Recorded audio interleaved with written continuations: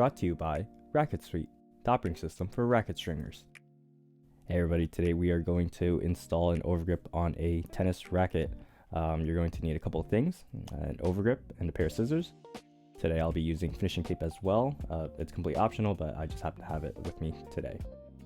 As for the overgrip, I like to use Head Prime Tour overgrips or the Wilson Pro overgrips. They're both the same, they're both tacky, they're good for year-round play.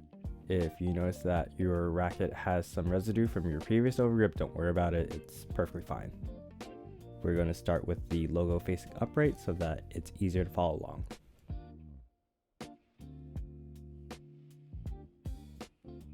For the overgrip, we're going to remove the tape from it. We're going to be using that later, but we just put it away for now. Now we are going to unfold the overgrip. Just keep unfolding it until you get to the end. You'll notice that at the end it's going to be tapered off. We're going to use that tapered off section to start our overgrip. Just note which side has the sticker. We're going to use that to attach it to the handle of the racket. Remove the plastic layer from it. That's going to be your outer layer, the part that touches your actual hand when you're playing. Now we are going to remove that little sticker from it, and we're going to use that to attach to the bottom of our handle. Make sure your logo is upright. We're going to start on that bottom bevel. Just follow along if you're right-handed. If not, go the other direction if you're left-handed. So right now we're going to attach it to that bottom bevel like I mentioned earlier. We're going to wrap slowly with a little bit of tension. You want to make sure that you overlap that bottom bevel just a little bit, as well as the bevel right next to it. And then we're going to start pulling downward just to start that spiral. You're going to want to overlap about 3/16 of an inch, or about 4 to 5 millimeters. You can decide however thick or thin you want those overlaps to be, but 3/16 of an inch is generally what I would say is perfect. Just make sure that you keep it consistent as you continue to overlap your overgrip.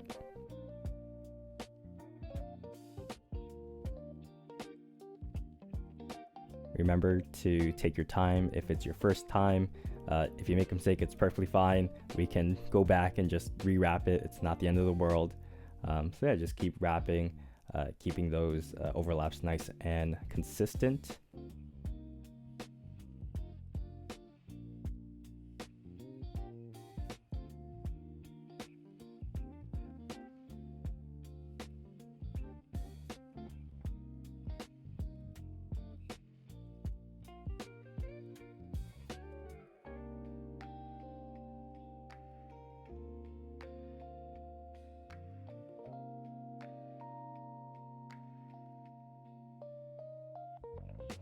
As we get to the end of the racket, just make a note where you want your overgrip to end.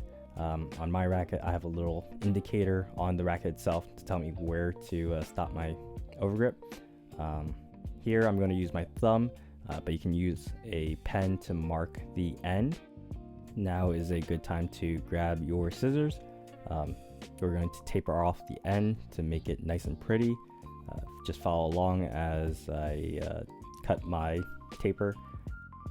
I'm going to start where I marked off with my thumb or your pen mark.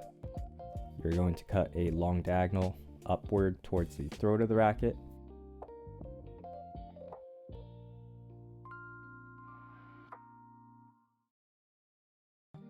You should now have a nice long taper, just like this.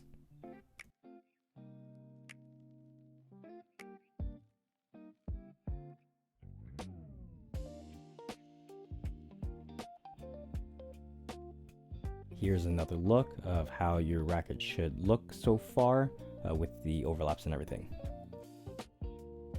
Now we are going to grab that tape that we set aside earlier, just unfold it. Your tape may have this clear plastic section. Personally, I just cut it off. I find it kind of gets in the way as I'm taping off the overgrip. Now I'm removing the backing from the tape.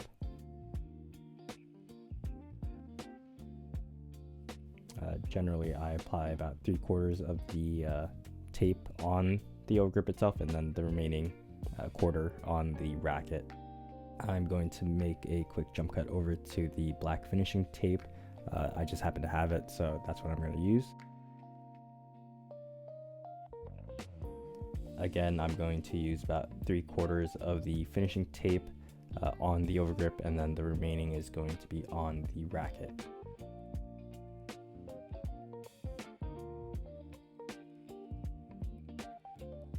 And this is how your racket should look like. You are now a professional overgrip installer. If this video helped you, leave a comment, hit that like button, and subscribe.